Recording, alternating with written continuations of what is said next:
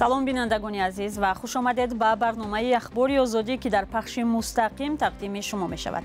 имрӯз 2 октябр аст ва бо ҷамъи ҳамкорон ин мавзӯъҳоро ба баррасӣ гирифтаем.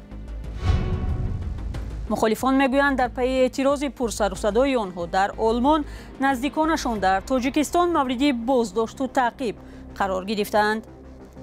хоҳиш мекунам ки падару модари манро озод кунанд ва падару модари ман ҳеҷ гуноҳ надоранд.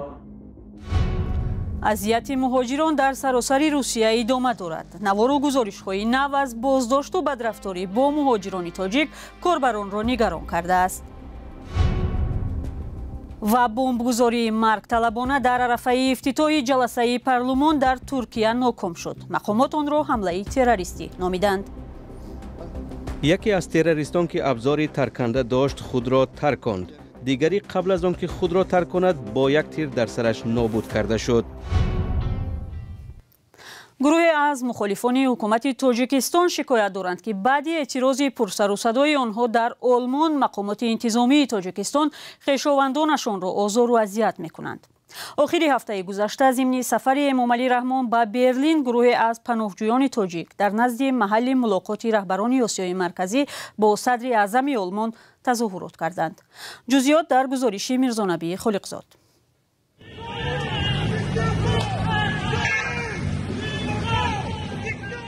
اعتراض تاجیکان پناهجو در آلمان در روز 29 سپتامبر خویشاوندان آنها را در تاجیکستان به شبهه‌های امور داخلی و بازداشتگاه‌ها کشیده است.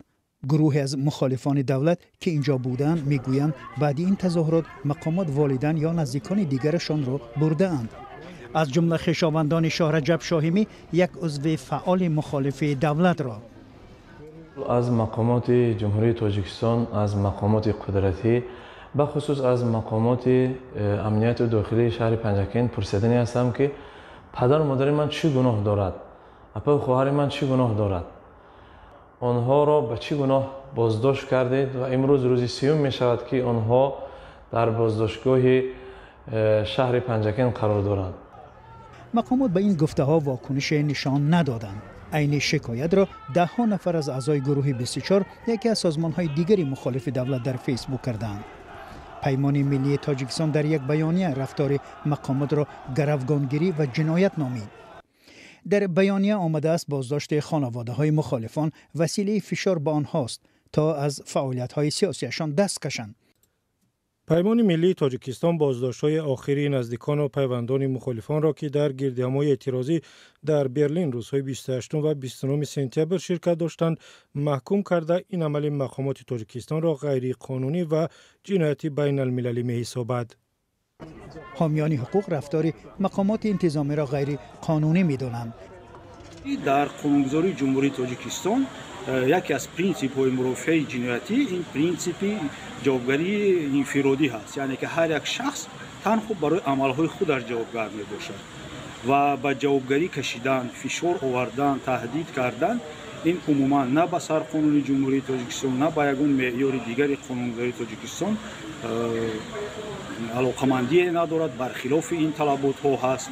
این از در آستانه ملاقات یکجایی رهبران آلمان با سران کشورهای آسیای مرکزی، دیدبان حقوق بشر از این کشور اروپایی خواست به سروران تاجیکستان و ترکمنستان، ازبکستان و قزاقستان و قرقیزستان گوشزد کند به حقوق مردم احترام بگذارند. عین زمان انتقاد از رفتار فعالان مخالفان تاجیک در آلمان هم در شبکه‌های اجتماعی زیاد است که هنگام اعتراض مقامات را دشنام‌های قبیح می‌دادند. و یک کارمند سفارت تاجیکستان در آلمان را در داخل رستوران لاتوکوب کردند. میرویم به روسیه. چندی از مهاجران تاجیک در شهر پرمی روسیه میگویند کارمندان پلیس در جای کار بازار میوه فروشی آنها را لاتوکوب و تحقیر کردند. عین چنین شکایت ها از مسکو هم رسیده است. مهاجران میگویند صرف نظر از مراجعت و نگرانی ها بدرفتاری پلیس روسیه کم نمی شود. شکار مهاجران در این کشور چند ماه باز ادامه دارد. رسانه‌ها پیوسته از بازداشت و اذیت مهاجران خبر می‌دهند. گزارش همکارم مولا رجب یوسفی در همین باره است. با گفته مؤلف نوار، این حادثه در نزد یکی از متروهای مسکو ثبت شده است. نفری که پلیس تلاش دارد او را بازداشت کنند مهاجر از تاجیکستان بوده است. گفته می شود بحث بر سر تفتیش سندها سر زد و مهاجر نخواست که او را به اداره پلیس برند. این نوار هم 2 روز پیش از شهر پرم به رادیوی آزادی رسید. با گفته مهاجری که نوار را فرستاد، پلیس بعد نماز جمعه به بازار در آمده 3 نفر را لطوکوب کرد. در نوار صدای الکتروشوکر شنیده می شود. مهاجران از ترس بازداشت نشدن حادثه را پررو ثبت نکردند. بدرفتاری نسبت مهاجران در روسیه حادثه تازه نیست، چون این شکایت ها در ماه‌های می و ایون امسال یک بار زیاد شد. از جمله این نوار واکنش های زیاد را در شبکه‌های اجتماعی به میان آورد. یا اینجا پلیس محصولات آورده مهاجران را با لگد میزند، چون این نوارها زیادند. صرف نظر از نگرانی های مهاجران و هم مقامات تاجیکستان، هیچ یک از این حادثه ها یا تحقیق نشدند یا حداقل درباره جزا گرفتن مأموران پلیس خبر نشر نشد. وضعی که به گفته حامیان حقوق باعث زیادتر شدن چنین بدرفتاری ها می شود. اخباری آزادی را ادامه می‌دهیم. روز یکشنبه بعد بمبگذاری مرگطلبانه در ترکیه، هواپیماهای این کشور کردستان عراق را بمباران کردند. رسانه‌های ترکیه نوشتند حزب کارگری کردستان مسئولیت ترکیش صبح 1 اکتبر در نزد بینای وزارت کارهای داخلی ترکیه را به عهده گرفته است. این حزب را کشورهای غربی سازمانی تروریستی می‌خوانند. در ترکیش که چند ساعت پیش از بازگشت وکیلان مردمی ترکیه از تعطیل صورت گرفت، هر 2 فردی حمله‌ور کشته شدند. همکارم طاهر سفر در این باره جزئیات بیشتر دارد. لحظه خود را ترکانیدن بمبگذاری مرگطلب در نزد پاسگاه وزارت کارهای داخلی ترکیه در پایتخت شهر انکره. وزیر بمبگذاری را عمل تروریستی نامید. Onlara silahla mukavemette bulunulmuş. Bu esnada یکی از تروریستان که ابزاری ترکنده داشت خود را ترکاند. دیگری قبل از آن که خود را ترک کند با یک تیر در سرش نابود کرده شد. با گفته وزیر 2 افسر پلیس در نتیجه بمبگذاری زخم برداشتند، ولی احوالشان بد نیست. چند ساعت بعد از حمله، رئیس جمهور رجب طیب اردوغان به پارلمان ترکیه رفت و سخنرانی کرد. او ماموران امنیتی را ستایش کرد که توانستند مانع حمله‌وران شوند. عملیاتی که در آن 2 قاتل محو شدند فرجام تروریسم است. رذیلانی که آسایش و امنیت شهروندان ما را هدف گرفته بودند به مقصد نرسیدند، هرگز نمی‌رسند. یک مقام رسمی ترکیه به خبرگزاری رویترز گفته است که حمله‌وران یک راننده را 260 کیلومتر دورتر از انکره کشته و ماشینش را گرفتند. انکره بعد از سال 2016 تا کنون شاهد بمبگذاری نشده بود. در آن زمان گروه داعش و تندروان حزب کارگری کردستان یا مسئولیت حمله تروریستی در شهرهای بزرگ ترکیه را بر عهده گرفتند یا عامل آن دانسته شدند. هر دو را آمریکا سازمان‌های تروریستی می‌شمارد.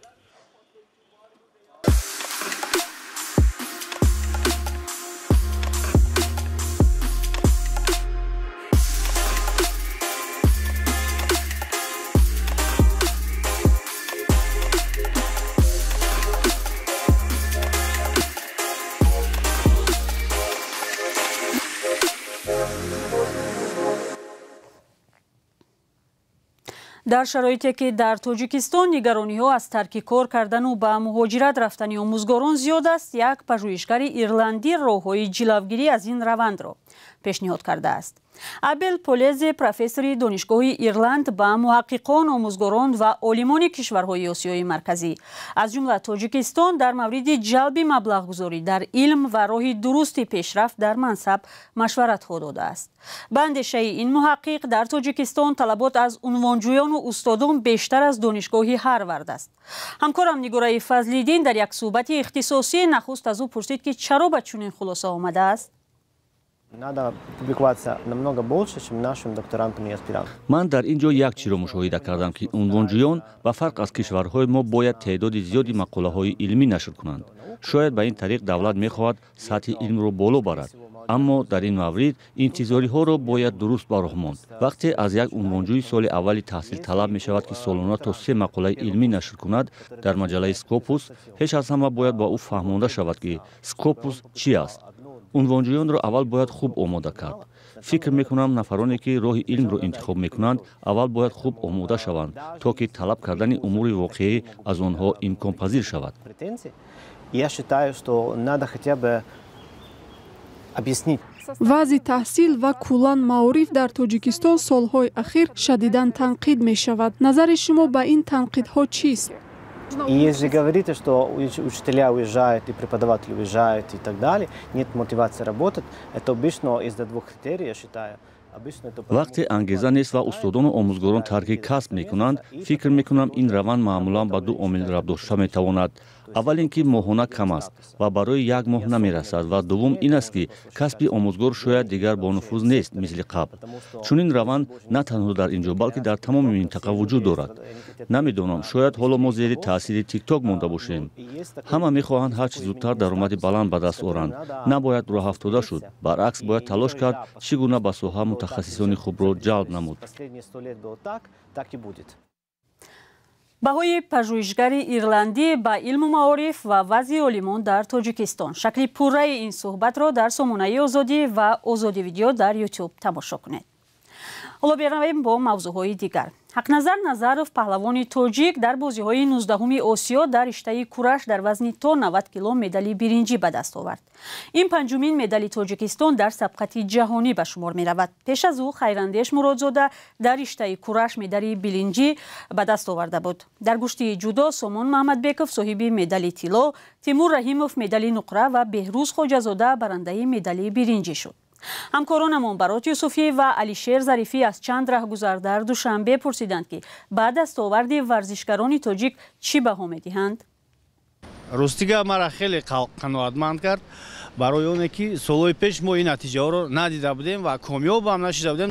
ҳолиам хеле тамошо мекунем, хурсандем ки мисол чанд қа пешравиҳо ё ҳами мамлаката пеш бурдеса обрӯша бардоштеса ям натиҷаи хуб ҳоли ҳамичам ояндада иншоалло бале умедворем ки айдам пеш зуд мешава иншоалло. якум очиран ҳами шароит айда ҳами шароит ки боша одам вақт меова ин чиза мисол акӯ умедвор набудем ки бештар медалҳо мегиранд, не ки боварӣ доштем кам беш боварӣ бо ҳамавақт бояд машқ кунад дар фикри ягон чи дигар набоша, фақат машқ кунад, ягон кор дигар накунад. бисёр хурсандам ки ҳами Сомон Маҳмадбек Тоҷикистона дар арсаи ҷаҳонӣ маърифӣ кард.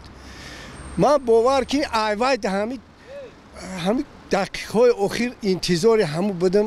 хуб аст барои он ки дар ин хал муддати кӯтоҳ дар чиҳои байналмилалӣ иштирок кардан мана Темур Раҳим, Усопириён ҳама шахсое ҳастанд ки бисёр сами нағз доштанд. гарчанде ки Тоҷикистони мо агар аз ҷиҳати аҳолӣ камам бошад, дар байни давлатҳое ки ихел аз 10-20 миллион ихел палвону чо и ёфтана мушкилай.